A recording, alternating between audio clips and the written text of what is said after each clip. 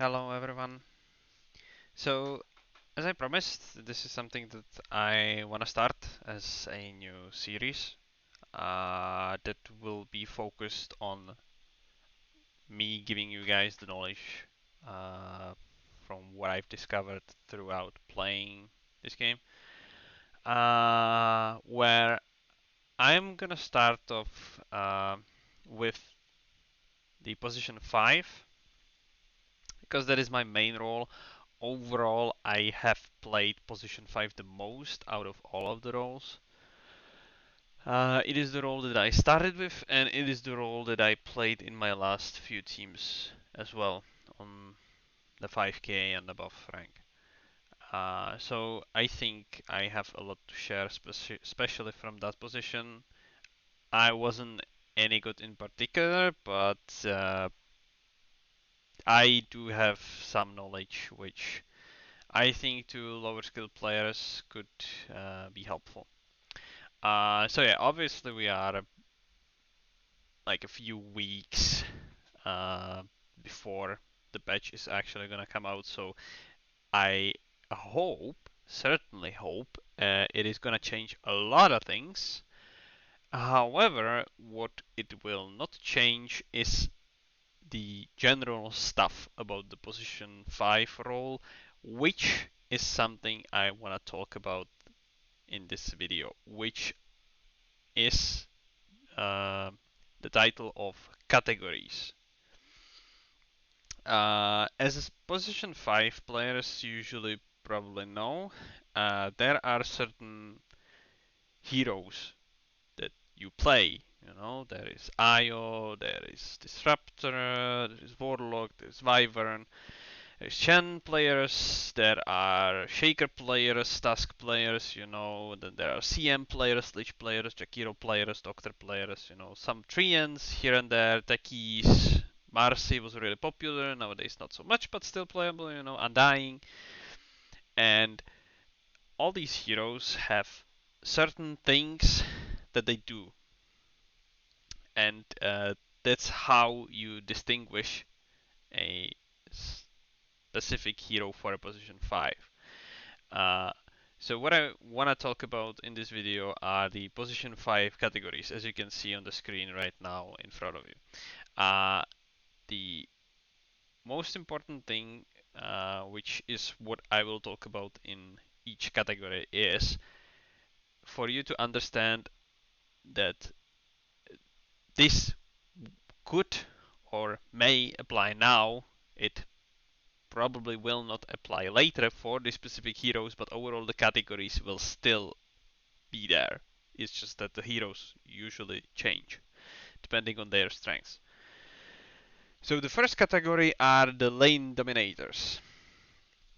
Those heroes are, as the name suggests, purely for lane domination. They have usually some sort of huge damage or control on the lane, which helps them to efficiently trade with the heroes that they are fighting, and they are usually pretty decent with dealing on 1v2 scenarios or the 1v1 scenario, which afterward translates into 1v2 scenario, which we will talk about in future videos.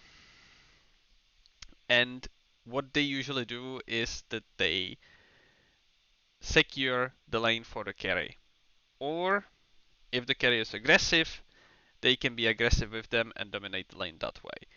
Uh, I've put in some heroes which you can see like Marcy, Ogre, Techies, Treant, Undying. For me, those are like the heroes that would describe this category the best. Like they are the heroes that are super fucking annoying to play against. The lane is usually very hard against them, and it's not fun.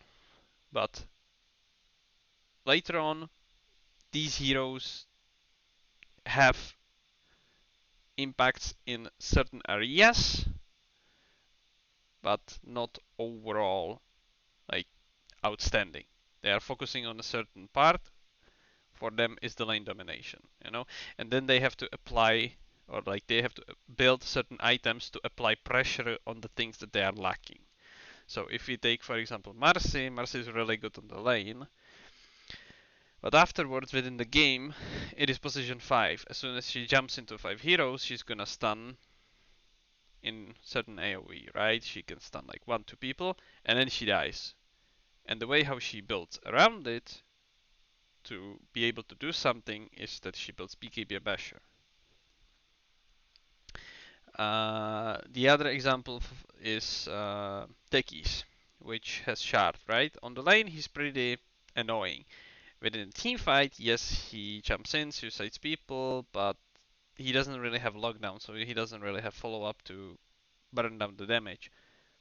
What you're gonna do? Build Shard. You know, stuff like this. The second category is teamfight oriented. These heroes, again, as it's very simple, they are focused primarily on teamfight, which usually means they have worse 1v1/1v2 scenarios. Not always, but usually that's the case. Their lane is usually weaker, so that lane or like the carry, I'm not saying he suffers on the lane, but usually he doesn't have a full free farm. Obviously that depends again on heroes what you're playing up against. Since we are playing position 5s, we usually pick first, right? So we don't really know what we are getting ourselves into. But usually you do have worse 1v1 and 1v2 scenarios. That, like I said, it kind of depends, but usually that's the case. Therefore, the lane is usually harder for you. What you are paying off, however, is later on the team fight. Great example is Wyvern, great example is Warlock. You know, their laning is not that good, but their team fight is very, very good. Which is, on the other hand, better than what the lane dominators are, you know, like the Treant, yes, he has overgrowth, right? But in order to use the overgrowth, you either need the Treant to have a certain positioning, or you need to have an item, which is, for example, a Blink Dagger. With Warlock, with Wyvern, you don't really need that. So yeah. Silencer is also a good example, although he is a bit specific because he usually has pretty decent 1v1/1v2 scenarios. But, you know, each hero has its own things and its own skill set. The third category is healers and saves. Again, pretty self-explanatory. This category is focused on healing, saving people. Their laning stage is usually very weak. It's usually weaker than the heroes that are on the teamfight oriented side. And on the other hand, what they provide is within a teamfight, they provide sustain and they provide the potential save. There are a lot of heroes that you can apply here, a lot of heroes that can fit into this category, but that's what we are going to talk about a bit later. A good example could be, for example, Vengeful Spirit, right? He's not really a good healer, but he's decent saver with the Venge swap, right? So that could be uh, an argument, for example. But just to have an idea, I've put in a couple of heroes. Obviously, you know, Io, Dazzle, Baron, very good. Oracle, Omni Knight, like this literally showcases the category in itself. Like I said, they usually have pretty weak laning stage. Great example is Io. Io has one of the hardest laning stages as a position 5 that you need to play usually. Uh, Later on, however, you give the team the sustain within the team fights, which means you can turn around the fight. You have save with Io, you have save with Oracle, the sustain, Omni Knight, same stuff. You have the sustain, you have the save. Dazzle, same stuff. You have the sustain, you have the save. Abaddon doesn't really have the save. He has certain sustain, but he has the hard dispel. He has Aghanims that he can build that later on will transition into reducing damage, you know. So all of these heroes really nicely describe the category. Uh, that is, for example, the difference from the teamfight oriented heroes. These heroes usually counter the teamfight oriented category, right? Because of the sustain, because of the saving abilities that they have. And my water just fall down. All right. Now the fourth category is objective based. I've had a lot of trouble trying to find at least few heroes. I've decided on few. Obviously, Chen is one of the auto picks, right? Shadow Shaman also one of the auto picks. Then I had to think a lot. I chose Pagna, then Vano, and then the Ench, where Enchantress I could see having a case of that's not a good objective-based support, and I agree. The Enchant was nerfed way too much. To the extent I would even say it's not worth it to max it, but people usually do. That's why I included it here. So objective-based gaming again, like pretty simple. You are a position 5 that usually contains micro heroes or some sort of micromanagement system, which Chen describes pretty well. Venomancer with wards to some extent, Shadow Shaman with wards to some extent, Enchantress with Enchant and Creep to some extent, Pagna not as much, but the others do. Their 1v2 scenario or 1v1 scenario usually is pretty decent. It is not great, usually. With these heroes, however, that I've put in here, it's usually pretty decent. With Chen, it can be a little bit trickier. I think Chen is probably one of the weakest laners overall, at least from these heroes that I've selected. But their laning stage usually is pretty decent. Like they can stand on their own. They can withstand some harassment. They can deal some harassment as well. And later on, they are focusing on the pushing side of things, on the objectives. They are focusing on the towers, which is what this category is all about. You are focusing on towers and making space that way. The fifth category that we have is the non-typical support category. This category is for players that are bored, like me, sometimes, and you pick unusual heroes that are not really position 5 material. A lot of heroes can be included here. ET, Earth Spirit, Death Prophet, you know, Dark Willow to some extent, like she can be played on 5, but you know, um, Bounty Hunter, Brewmaster, stuff like this, like literally non-typical supports, or the heroes that you can see, right? Like the Tusk, Primal Beast, Shaker, Dawnbreaker, Clockwork, like those are the heroes that you pick. Usually in specific scenarios, when you don't have to first pick, and you see at least like two heroes where enemy reveals either like offlaner or position 4, you can choose a non-typical support which will help you win the lane. Like this is literally what this category is about.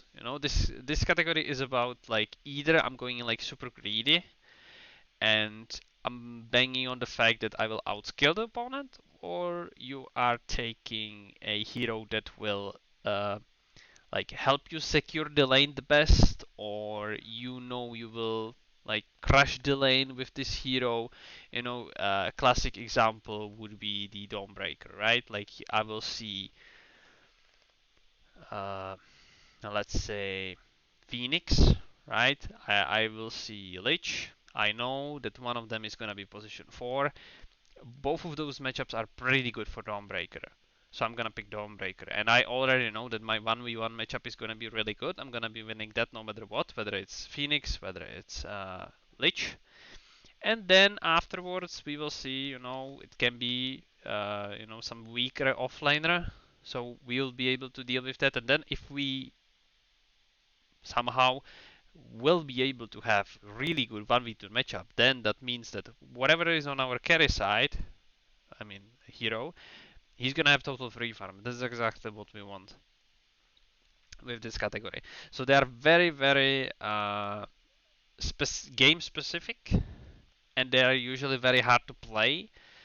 because you need to know how the hero is being played first of all on its main position. That's what I mean.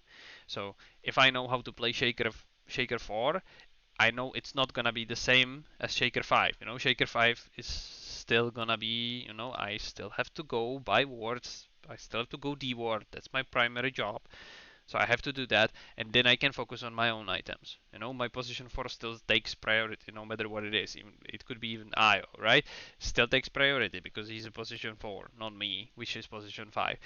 So different item builds, different skill builds could be in order, and stuff like that. So you need to be aware of those things, and then you can proceed with playing those heroes in obviously certain scenarios.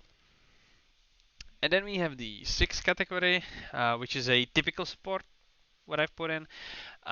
These heroes are literally good in everything, but they don't excel at everything. That's why I call this a typical support.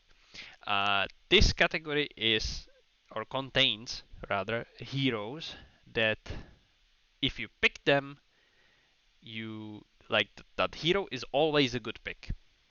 You know, it is never a bad pick, and you can pick them every single game, and you are basically fine. Like, no one can say literally anything. Because these heroes are kind of fitting into all the other categories, and at the same time, they are not really. Because if we take Bane, for example, Bane is a really good lane dominator. Like, his 1v2 scenario usually on the lane is really, really good, thanks to the Brain Sap. But he doesn't really fit into the objective based, right? Doesn't really fit into the healer saves either. So, like, teamfight oriented is pretty decent, right, with Fiend's Grip, but it's also, and Sleep, of course, but that's also not really, like, it's not that good, like, it's still Fiend's Grip, you can still cancel that. Crystal Maiden is the same. His lane is pretty good, his team fight is pretty good, or her team fight is pretty good, if she can get the freezing field off. But it's a freezing field. Unless you have BKB, it can be cancelled pretty easily usually. So still, like decent, but not good enough, right? Jakiro is the same thing. Pretty decent lane domination, right? The team fight, like the Ice Path, sure. Macropyre, sure. Kinda okay. Objective based, yeah, I can push a little bit with Liquid Fire, a little bit, and with the Shard, but still not as good as Shaman, obviously. Lich, same thing, pretty decent laning stage, right? With Q, I forgot what it's called, Frostblast, right? Yeah, Frostblast. Then again, pretty decent. I'm not saying healing or save, but you have Frost Armor. So that's pretty good versus physical damage. So it's kind of like an Omni-Knight ulti. Obviously, a lot different, but very similar stuff. But again, Omni, obviously better. Team fight, yeah. I do have my Chain Frost, right? But still, it's Chain Frost. It's not that good. Same as Witch Doctor, I have heal. I have pretty decent laning stage thanks to Casket, thanks to Maledict. I have decent team fight thanks to the Death Ward, right? If I can get it off, if it can deal the damage and stuff like that. So here you can see what I'm saying is that, like, these heroes, they fit into multiple categories. Obviously not all of them, but they do fit into multiple. They have certain things that are good, they have certain things that are bad, but they are not heroes that are excelling at anything. They are good overall, but they are not the best at certain things, which, on the other hand, the other categories are, right? Obviously, Undying is one of the best lane dominating heroes, right? He excels at that. On the other hand, his pushing is pretty shit. Teamfight, if I take let's say even the fucking Phoenix, right? He still has an egg. Like, that is the main power source of this hero, the egg, you know. Obviously hard to play, depends how we use the egg and stuff like that, but that is his main source of power. And he's relatively okay healer. Same applies, for example, to Trian, relatively okay healer, right? And okay team fighter also. Uh, but yeah, like on the other hand, his pushing is again pretty bad on Phoenix. He doesn't really push well. Yes, he clears the creep wave pretty decently, but that doesn't mean he's a good pusher. He's good on pressuring, but not pushing. Healers, right? Saves. Oracle, like really nice counters teamfight heroes completely or abandon, same stuff. Uh, their laning stage, you know, not as good. But then again, their pushing not as good. Their team fight, they don't really bring a team fight into a table. They bring the save, you know, and their laning stage also pretty weak. The objective based heroes, their laning is pretty decent, their pushing is very good, their team fight is usually very bad. You know, and healing, yes, Chen, pretty decent healer, Enchantress, pretty decent healer, Pagna, pretty decent healer, quote unquote. It's not a heal, but still. Venomancer, on the other hand, pretty okay team fight. You know, Shadow Shaman, also kind of pretty okay team fight. Like you do have certain skill sets that he can use within team fight, but still, you know, they're main source and they are really good at pushing and a little bit of other categories. The non-typical supports, they are overall, you know, good at their certain things. You know, that's why it's really hard to pick them in certain games and to play them, obviously, since you are playing that as position 5, not as position 4, or even, for example, position 3 or position 2, where you have the items, you have the levels, blah blah blah. And then you have the category 5, the typical support, where you do have certain skill sets that are good overall, but you are like Jakiro is not the best team fighting hero. He's not the best lane dominating hero. He's not the best pushing hero, but he's good overall. Witch Doctor is, I would say, the best hero that would describe this. Uh, Obviously, depends on how you build him, because how you build him, you make him like really good at that certain thing. So, for example, in terms of lane domination, you can go certain skill set. You can max Maledict with Casket, you will do damage. On teamfight orientation, you can do or continue within that build and later on get Aghanim Scepter Shard, you know, so you have the teamfight. On healing side of things, you're gonna max Voodoo Restoration, you're gonna build Holy Locket, you can build mech, and you can support your team this way, support the push. You know, on objective-based side, you cannot do anything since Necronomicon obviously is not here with us anymore. Yes, you can buy Meteor Hammer, and we can talk about that a little bit or argue with that, but no, please, no, that's not a position 5 item. So that, for example, is not where you can go for, right? On the other hand, Jakiro, for example, can buy the shard, so he can at least a little bit push himself more into the objective-based category, where he can go and actually deal damage to the towers, make pressure, you know, stuff like that. So this is what I wanted to share as an initial video, that position 5 is divided into these 6 categories. Obviously, you can have a little bit more categories if you want to. I usually divide them into these 6 because these 6 are the most significant, the most game changing, and the most game describing. And the heroes describe their categories the best in general overall. So this is what I wanted to share as a first video, and what I want to do next is I want to focus on each of these categories, and I'm going to explain them more in detail their specific heroes, what I think currently is overall decent, what you should do, and how you should abuse your strengths, which is the most important thing. Uh, what I also want to do is I want to show the gameplay, which is something that I never did, but I will at this point.